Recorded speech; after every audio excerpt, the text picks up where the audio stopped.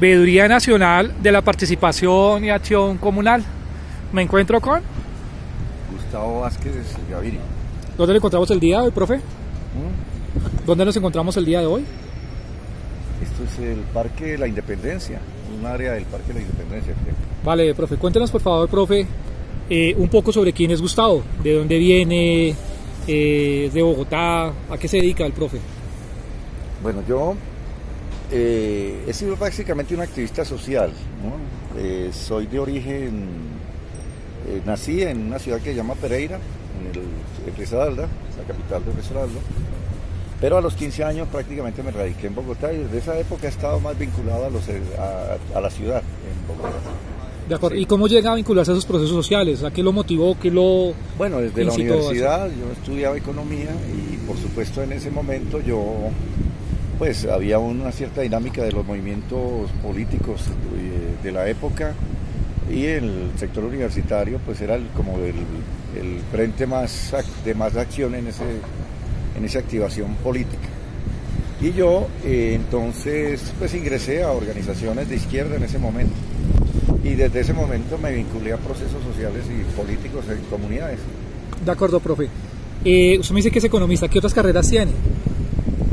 No, yo hice también pues procesos formativos, pero más informales ya, y el aprendizaje lo he hecho más en el periodismo, en la actividad, como te cuento, de acción propiamente política, en investigaciones y estudios propios prácticamente. De acuerdo, profe, y desde el punto de vista del periodismo, tengo entendido que usted es uno de los gestores de un periódico muy relevante en la ciudad y el país, inclusive el mundo, que se llama Desde Abajo. Cuéntenos, por favor, profe, un poco ese contexto, cómo surge este proceso y cómo llega a vincularse al mismo. Sí, mira, el periódico Desde Abajo surge más o menos en 1991-92, a raíz de los acuerdos con el M, de la negociación que se dio con el M, sí. Un sector de gente del grupo del M19 más otros compañeros de otros grupos políticos decidieron arrancar bajo la, digamos, dirección de un compañero que se llama Carlos Gutiérrez Márquez. Carlos reúne a los compañeros, yo me vinculo prácticamente meses después del desarrollo del proceso. Ya ellos habían sacado los primeros números del periódico con las uñas. Eso fue un proceso verdaderamente muy heroico, por decir de alguna manera, de los compañeros iniciadores. Ahora, al final queda prácticamente Carlos y otro grupo de personas que seguimos con él durante mucho tiempo. De acuerdo, profe. A veces vincular la academia con el tema comunitario es un poco complejo, pues uno entiende que cada uno tiene como su propio proyecto de vida, graduarse, buscar un buen trabajo, irse a estudiar al exterior, conseguir casa, beca, carro y la mujer y el perrito y sacarlo a pasear y chévere. Pero a veces ese tema comunitario como que es un segundo plano, ¿no? ¿Cómo ve ese tema de vincular ese tema desde la academia? Por supuesto, también mirando las necesidades de ese proyecto de vida personal, pero también ese impacto que tiene ese ciudadano con el conocimiento, esa sabiduría para aplicarlo en su territorio. Sí, en esa época, hermano, las organizaciones de izquierda, realmente la gente se comprometía de una manera total con el proceso. En el grupo, en la organización que yo militaba, que en esa época llamada la Unión Revolucionaria Socialista, nosotros comenzamos a hacer trabajo en las fábricas, con los trabajadores de las fábricas, a la salida de las fábricas, a trabajar con person to person, como dicen ahora, con los trabajadores. Trabajamos también las áreas barriales, en la zona, especialmente yo trabajé en la zona de Bosa, la Despensa, ¿sí? Y ahí tenía un espectro también que tocaba parte de Soacha, León 13 y esta zona. En ese periodo iba a darse una ampliación de la autopista del sur con un grave problema, con un agravante que era que se iba a cobrar la valorización a toda la población que vivía hacia la zona hasta de orillas del río. O sea, en el momento Bosa no era tan densa como ahora, pero sin embargo era una zona popular obrera. Y pues los trabajadores a duras penas lograban construir ranchos o casas con autoconstrucción. Y entonces, pues cobrarles una valorización era una adefesio. Entonces nosotros comenzamos un movimiento que logró acogida dentro de la población y que echó para atrás en ese momento ese proyecto, sobre todo el cobro de la valorización. y evitó pues esa atropelía contra la comunidad. Y a partir de eso comenzó todo un trabajo. Por un lado eso, lo otro, y teníamos un trabajo también, como te cuento, con sectores de Puente Bosa, que es lo que llaman Puente Bosa, que eran trabajadores de Frigorífico Guadalupe, de Azulca, hasta Chrysler con motores. Nosotros teníamos acciones, digamos, con esos sectores obreros, no propiamente como un tema gremial o sindical, sino básicamente como un tema político y de organización. De acuerdo, pues hablando de ese medio comunitario desde abajo, ¿cómo ha logrado trascender en el tiempo? ¿Cómo ha logrado permanecer a pesar de las adversidades? Como usted dice, mucho medio comunitario alternativo trabaja con las uñas y desafortunadamente en el tiempo no logra pasar la barrera y se queda ahí, en el olvido. Sin embargo, son muchos gestores como usted, el señor Gutiérrez y otros grandes ciudadanos que han estado ahí en el territorio aportando. ¿Cómo lograr eso, profe? No, ahí hay que, vuelvo a insistirte, la capacidad de persistencia de compañeros como Gutiérrez, y bueno, y también de otros compañeros que estuvimos y que han estado ahí, y otros, han venido surgiendo muchas personas, pero también ha sido esa persistencia vinculada a las dinámicas sociopolíticas del país, sin ninguna vinculación con institucionalidades ni con sectores de poder político tradicional, digamos. Eso ha sido una de las cosas que ha permitido la perdurabilidad, porque eso es otra de las cosas que afecta a esos procesos. Cuando comienza la gente a vincularse o a partidos o a sectores de poder político o institucional que comienzan a generarle contraprestaciones al proceso y lo acaban. Entonces esa ha sido una ventaja, la independencia. Yo creo que es uno de los grandes avances y uno de los grandes logros desde abajo, haberse mantenido al margen de esas, sin que no sea político, o sea, tomando posición política, tomando posiciones frente a los problemas del país, haciendo relaciones con comunidades y sectores sociales de distinta índole, sectores de trabajadores y sectores profesionales y de tipo barrial y comunitario, ha logrado mantenerse a pesar de todo sin perder su identidad, digamos. De acuerdo, profe. Ahorita retomamos el tema de la comunicación alternativa porque sabe mucho y nos puede ilustrar bastante luces, pero sí nos gustaría que nos comentara, creo que usted también estuvo en Venezuela, ¿no? ¿Cómo fue esa etapa? ¿Cómo llegó allá? ¿Y qué experiencia nos puede contar desde Bueno, a mí me tocó salir de aquí por cuestiones de salud, salud de supervivencia, pues. Sí. Amenazas, persecuciones, angustia. Yo estaba en ese periodo trabajando una dinámica que es esto del plan de ordenamiento territorial y sobre todo de el plan centro, plan parcial que llaman. Sí, que estaban haciendo ahí en la cuarta con el archivo distrital, arriba. Pero era todo el centro, eran 269.000 habitantes, te decía ahora, de habitantes del área. Eso implicaba parte de Teusaquillo, Santa Fe casi toda, Candelaria por supuesto dentro de ese proyecto, y de alguna manera hasta los mártires alcanzaban a ser tocados con el plan centro, o alcanzan a ser tocados con el plan centro. Eso todavía está en desarrollo, y era todo un proyecto, y ha sido todo un proyecto. ¿En qué gobierno, de qué alcaldía? ¿Mocus? ¿Que en Peñalos aquí? No, eso venía desde el gobierno el segundo gobierno de Mocus. Ah, ok. El plan de ordenamiento territorial surge en el año 2000, ¿no? Creo que era durante un gobierno de Mocus que se aprueba el primer plan de ordenamiento territorial. Y después viene Peñalosa y lo implementa, además a partir de eso, con intereses muy particulares, ¿no? Entonces Transmilenio es un producto de eso. Luego viene un segundo Mocus, y Mocus continúa, pero después viene Luis Eduardo Garzón. Ese periodo del plan centro tenía que ver con el gobierno de Luis Eduardo Garzón, en ese momento.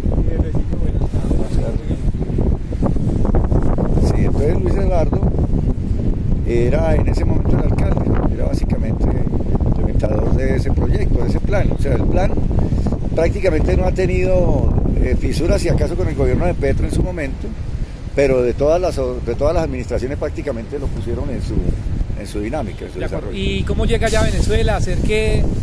No, bueno, allá fue, pues al principio muy complejo, porque claro, uno llega, yo era un desconocido, un absoluto. ¿En qué presidencia llegó? ¿En la de Chávez? ¿Quién estaba gobernando? No, Chávez, por supuesto. Fue en el 2005, yo llego a Venezuela. Sí, el presidente era Chávez. Una dinámica muy interesante, ese proceso bastante valioso, que tenemos mucho que aprender de toda esa propuesta y de todo ese proceso bolivariano. ¿Sí? Entonces estuve hasta hace ya unos 5 meses que me tocó pues retornar ya por circunstancias diversas y porque ya no había mucho que hacer allá definitivamente. ¿Qué se trae de Venezuela? Por supuesto, usted viviendo aquí el territorio porque usted lo subió, lo luchó, lo conoció, lo entendió.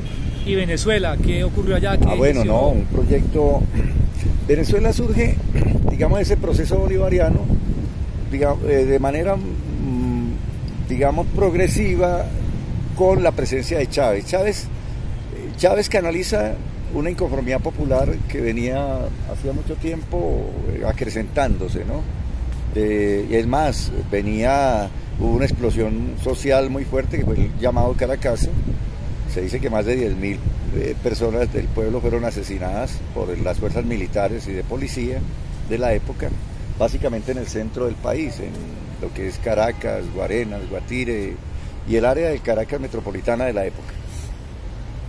Chávez en el 92, con un grupo de militares, comanda o dirige un levantamiento armado, un levantamiento militar contra el gobierno de Carlos Andrés, que había sido el que había llevado esa situación pues tan fuerte en una condición de miseria del pueblo. Se hablaba de una pobreza cercana al 80%, índices de realmente de exclusión social impresionantes. Entonces Chávez llega al gobierno y comienza un proceso. Él inicialmente es un hombre nacionalista, ¿sí? Comprometido pues con los sectores populares, además es de origen popular, era un militar, que eso es una cosa muy interesante.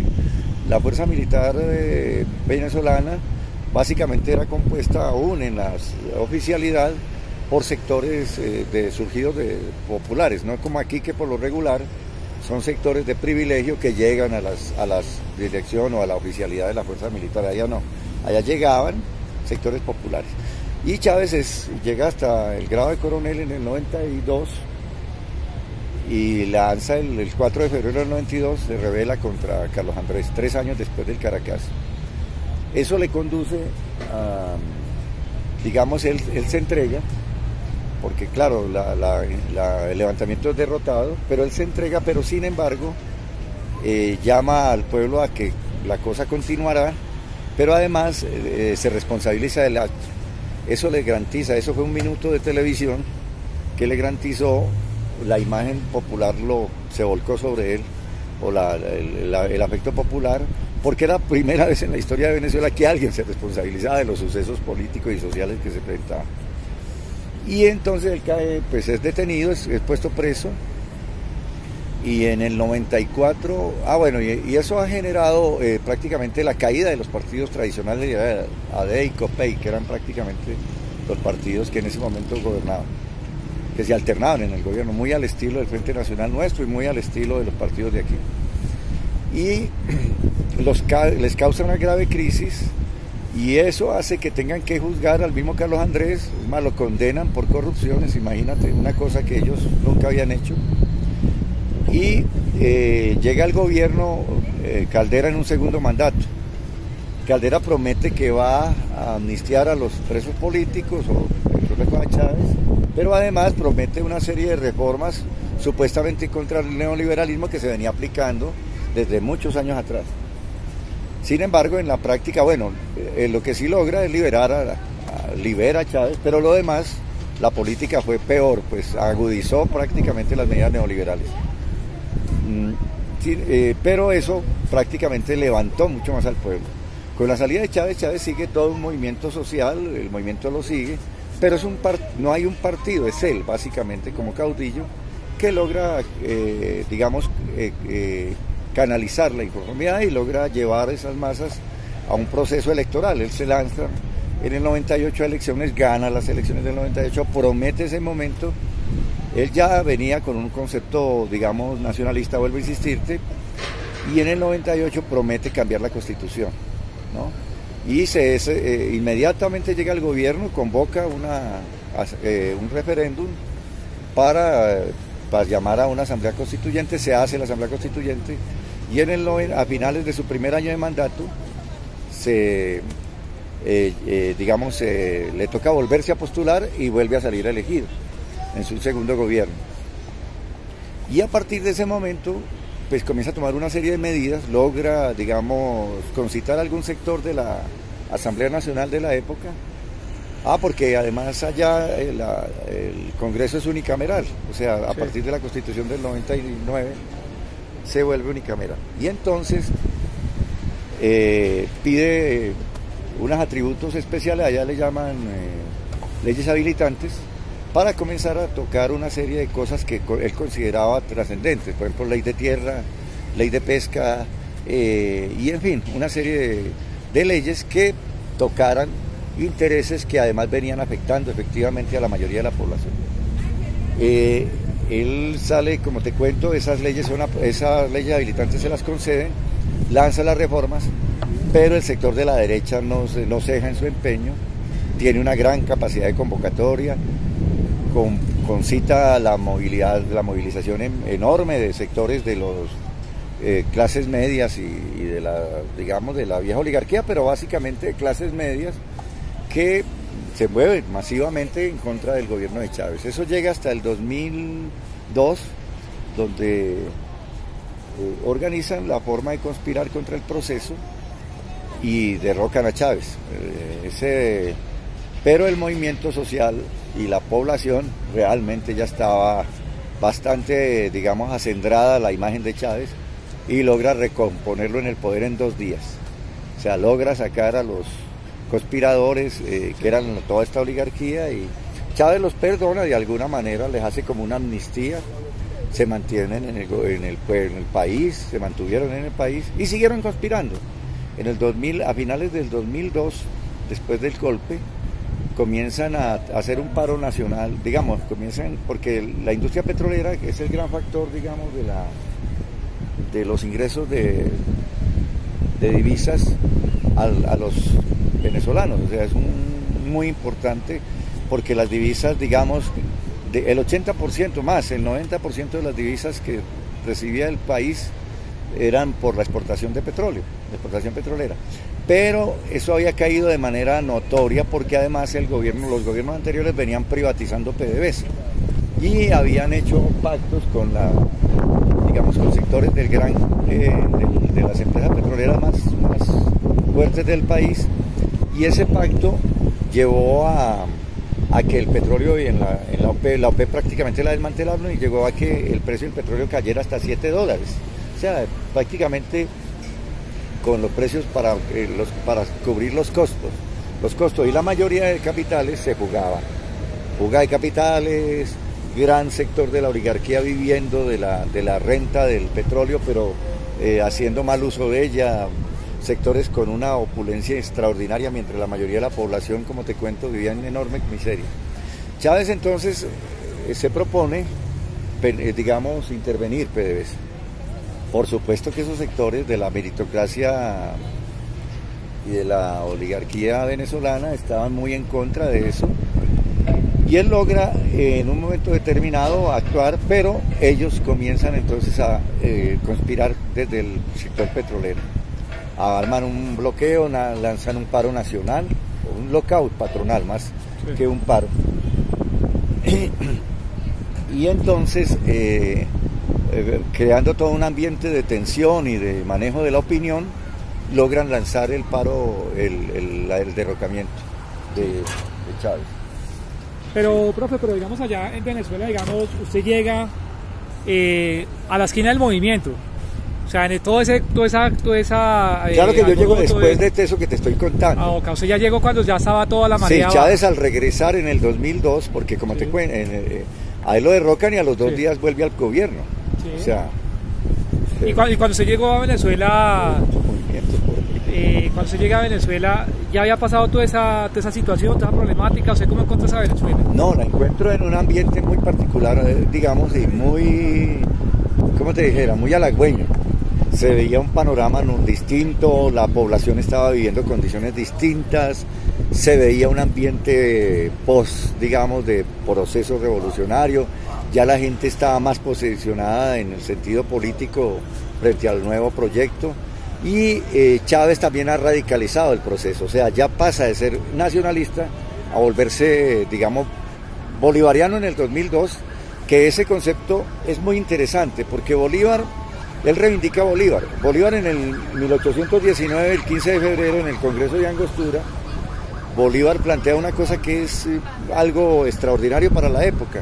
Él decía, la mejor república es aquella que garantiza la mayor suma de felicidad social, que eso era un anatema para esa época.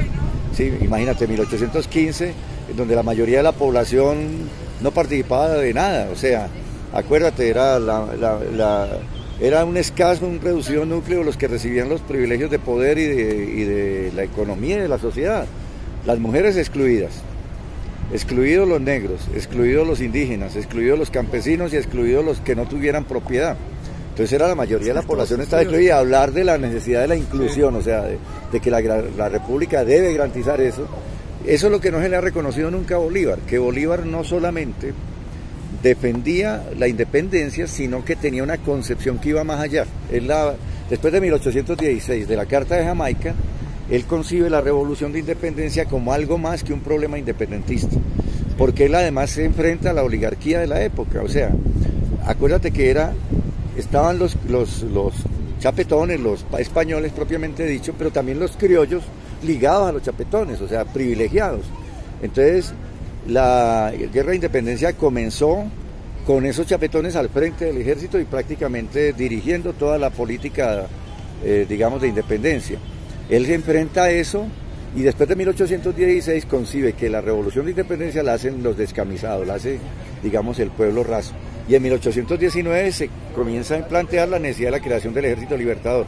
Pero a partir de 1819, después del 15 de febrero, que él sale ya a la campaña libertadora propiamente dicha, que sale de Angostura, de Ciudad Bolívar, que es hoy, sale a construir el Ejército Libertador, que es el que cruza los Andes e independiza Colombia, Perú, Ecuador ¿sí? Y después Venezuela también, entre otras cosas, que es posterior a la independencia colombiana. Además, el primer país que se libera y que se independiza es Colombia con la batalla de Boyacá, donde se derrota el ejército español. Profe, pero digamos esa Venezuela que usted encuentra, ¿cómo la encuentra? Entonces, en el 2005, como te cuento, encuentro un país con muchas mejores condiciones, un pueblo, como te cuento, más posicionado y digamos un proyecto que ya va más allá del proceso, digamos, puramente bolivariano. Ya Chávez concibe que la inclusión implica prácticamente el socialismo. Ya Chávez ya comienza a hablar de socialismo desde el 2004 y convoca a todo el pueblo y convoca digamos, a la sociedad a la necesidad de luchar por una nueva sociedad, por un nuevo país. Y él dice, ¿por qué el socialismo? Porque él concibe, imaginen nosotros con las empresas privatizadas, ¿cómo vas a sostener la seguridad social? ¿Cómo sostienes tu salud, educación, vivienda, atención de la vejez? En fin, una sociedad de cuidado de todo el resto de la población y de felicidad, como decía Bolívar, ¿sí? Si no tiene las condiciones para hacerlo.